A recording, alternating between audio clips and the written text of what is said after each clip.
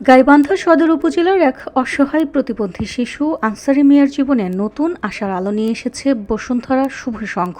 শারীরিক প্রতিবন্ধকতার কারণে দীর্ঘদিন ধরে স্বাভাবিক চলাফেরা করতে না পারা এই শিশুটি অবশেষে একটি হুইল চেয়ার পেয়ে কিছুটা স্বস্তি ও স্বাভাবিকতার পথে এগোতে পারবে।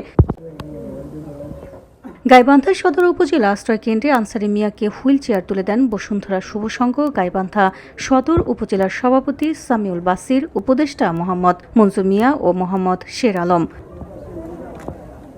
এ সময় উপস্থিত ছিলেন রামচন্দ্রপুর ইউনিয়ন বিএনপির সাংগঠনিক সম্পাদক মোহাম্মদ হাবিবুর রহমান, গাইবান্ধা সদর উপজেলা বসুন্ধরা শুভ সংঘ সভাপতি মোহাম্মদ সামিউল বাসির, সাধারণ সম্পাদক মোহাম্মদ আশিদুল ইসলাম। স্থানীয় সূত্রে জানা যায়, আর্থিক সংকটের কারণে আনসারি মিয়ার পরিবারের পক্ষে একটি হুইল চেয়ার কেনা সম্ভব হচ্ছিল না। বিষয়টি জানতে পেরে মানবিক উদ্যোগ নিয়ে এগিয়ে আসে বসুন্ধরা শুভ সংঘ। সংগঠনটির পক্ষ থেকে শিশুটির হাতে একটি নতুন হুইল চেয়ার তুলে দেওয়া হয়।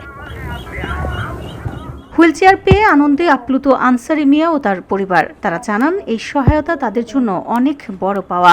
এখন থেকে শিশুটি সহজে চলাফেরা করতে পারবে এবং দৈনন্দিন জীবনে কিছুটা স্বাভাবিকতা ফিরে পাবে। বসুন্ধরা শুভ সংঘের প্রতিনিধিরা জানান, সমাজের অসহায় ও সুবিধাবঞ্চিত মানুষের পাশে দাঁড়ানোই তাদের মূল লক্ষ্য। ভবিষ্যতেও এ ধরনের মানবিক কার্যক্রম অব্যাহত থাকবে বলেও তারা আশাবাদ ব্যক্ত করেন।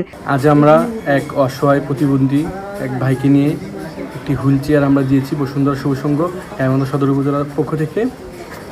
এই বিষয়টি আমি আমার বসুন্ধরা শুভ সংঘ কেন্দ্রীয় কমিটিকে আমি জানাই যে এই বাচ্চাটা অনেক কষ্টে জীবনযাপন করছে।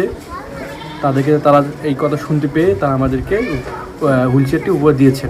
স্থানীয় এলাকাবাসী এই মহৎ উদ্যোগকে সাধুবাদ জানিয়েছেন এবং সমাজের অন্যান্য বিত্তবান ও সংগঠনগুলোকেও এ ধরনের সহায়তার জন্য এগিয়ে আসার আহ্বান জানান। VOD Bangla news desk.